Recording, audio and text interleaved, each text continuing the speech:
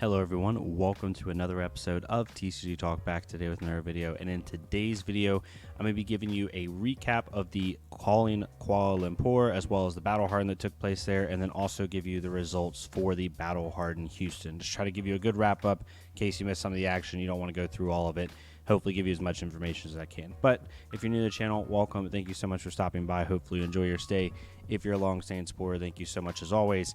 Feel free to check out the Discord down below as well as the channel membership. Also, just like last video, please comment with any ideas that you want to see on the channel once Hunted releases. I'm going to be picking a couple comments from like last video, this video, and probably the next video for people to win some of the scarf for a scarf promo. So make sure you put your Discord handle in the comment if you're in the Discord so I can reach out to you and go from there. But we'll get right into it. So I have the full like meta breakdown here of the calling Kuala Lumpur, and I also have the top 8 from the battle harden Houston. The only thing I don't have like complete wise is the like breakdown for the battle harden at Kuala Lumpur. I do have the winner, and we'll talk about that, but hopefully this will help you. We'll go over the big one. So this is the call that took place in Kuala Lumpur this weekend. As you can see, this is the hero breakdown. Nothing too crazy here. Enigma being the most represented deck completely makes sense.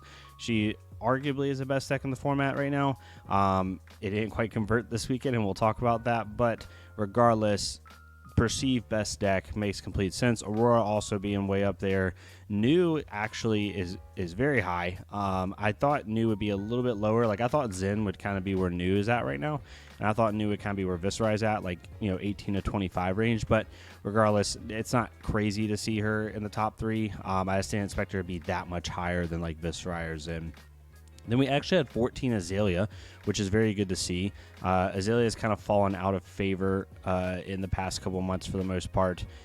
We've had like one or two like decent placings, but for the most part in big events hasn't really performed. So it's nice to see that many. And then 13 Ira, which I was super happy to see. Shoma Yamamura had an amazing run. We'll talk about that here in a second. And then it goes down and forth. We also saw Victor have a little bit of a resurgence at 10. 5 Jarl in play, going all the way down. We had 1 Katsu player and 1 Kasai player. So this is how day 1 kind of broke down. Nothing too crazy. Day 2, and they actually made this graphic on stream, and whoever made this, kudos to you. This is awesome. I hope anyone who runs a big event will kind of take this and steal it in a good way, because they should, because this just easily allows you to see the day 2 conversions without people having to do it in their head or go crazy or go back and forth, right? So Enigma ended up 7 out of 37. Enigma ended up making day 2. If you do the math, that's just under 1/5, so just under 20% of Enigmas made day 2. See how much easier that is than doing the math. And then Aurora's 10 out of 30 made it, solid 33%. Same with New, pretty much 33% made it, a little bit more actually. 50% of Viscera made day 2. I think that's the most impactful conversion of all like the major heroes, is 50% of the Viscera made day 2. You kind of go down the list, 3 out of 16 Zen. That's actually pretty low, to be honest. It's about the same as Enigma technically. 10% of Florians, a couple Victors, so on and so forth. Kind of notable ones. No Dash.io made day 2, and Dash.io did decently well in some other events, and we'll talk about that. No Jarl made day 2. I was expecting to see at least 1 maybe try to get through and punch through. The one fan favorite was the Kasai. The Kasai made day 2 and ended up being 7-2 playing on stream. Unfortunately, played against a CYB New and kind of got a deterministic loss for the most part, but overall, really, really cool conversions here. Let me know what y'all think is the most surprising. I think for me, the biggest one, honestly, still Azalea. I'm surprised I see that many Azalea. Man, almost 50% Azalea made day 2, which is really cool to see. But this is how day 2 went out. Then we got to the top 8. We had Shoma Yamamura, also well known as Pro Tour winner on Uziri, ended up taking Ira to top 8. Shoma's this is his second top 8 with Ira.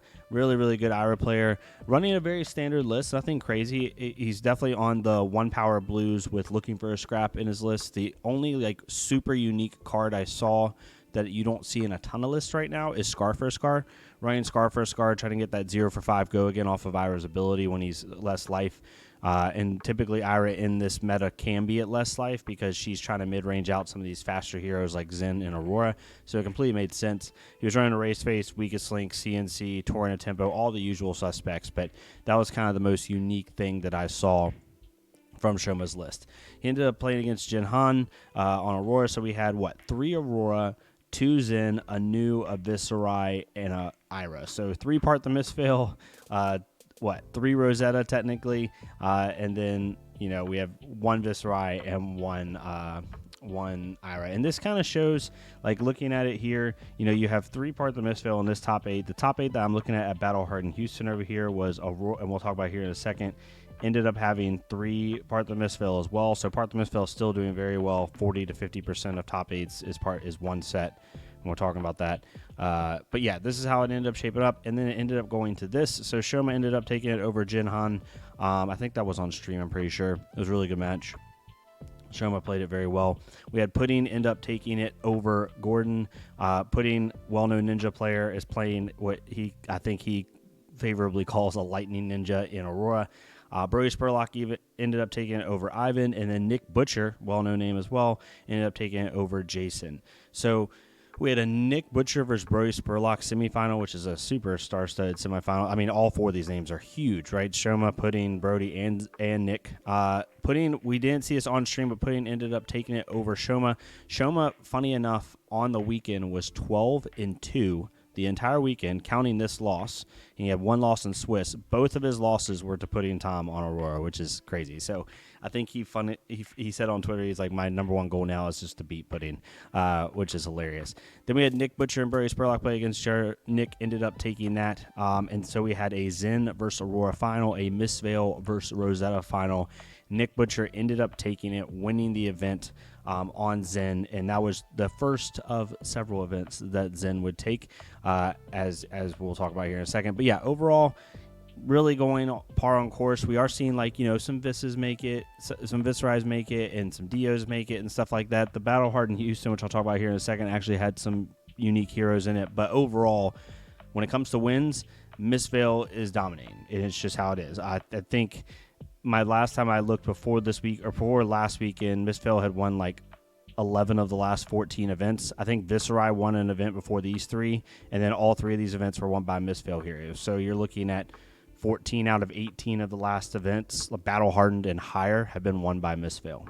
Pretty substantial. So this was the calling. The Battle Hardened I do not have the info on. All I know is that the Battle Hardened at Kuala Lumpur, Zen took it. So Zen won both events at this stage, and then we had the this is the Battle Hardened Houston top 8. I just made this little quick graphic, nothing fancy, but we ended up having 1 Aurora, 2 Zen, 2 Viscerai, a Vincent, which is really cool, a Dio, and an Enigma. So 3 Part the Misveil, 1 Rosetta, and then we ended up having a slew of other heroes, which is good to see. However, Zen did win this one as well. So Zen won all 3 events, gaining himself 100 living legend points over the weekend, 50 from the calling and 25 from each Battle Hardened.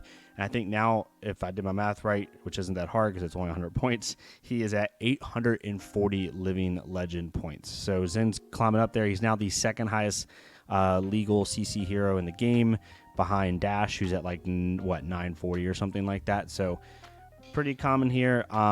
It's not a negative thing. It's just, Misveil is dominating, and it's going to continue to dominate, I think, until we see the Hunted set come out and maybe things shake up a little bit. But right now, yes, we're seeing other really strong heroes like Aurora and Viscerai and even Dash.io occasionally top and do really well in these top 8s. But overall, when it comes to wins, it's all Misveil, and it's not really close. So let me know what your thoughts are down below. Hopefully this was a decent recap for you. I'm trying my best to get this information. Sorry I couldn't get the Battle Hardened Kuala Lumpur. I even searched in the Purple Discord to try to find. Normally if you search BH or something like that, you'll see people list out what the top 8 was. So if you know what the top 8 was from that event, please let me know. I'd be interested to see, because so far Misveil had 3 out of 8 in this top 8, and then they had 1, 2, 3, so 6 out of 16, so just under 40%, or about 40% of the top 8 slots were for Misveil, and so really good set. But overall, thank you so much for watching this. If you like this type of content, please leave a like, comment, or subscribe. If not me, it's completely fine. Go to Nerd Creator, leave a like, comment, subscribe on their stuff. Let's get more people seeing this game. Also, y'all, the holidays are coming up. Let's remember to reach out to each other, be kind to each other. I know for me personally, this is like a very like sentimental time, because in like my past jobs, like the holiday season can be really fun for some people, but also can be really rough for some other people. It brings up a lot of emotional memories, good and bad. So definitely reach out to people that hit them up, see how they're doing, check in on them. It's always a really good time of year to do that. And yeah, I'll see y'all next time on TCG Talk. Thank y'all so much.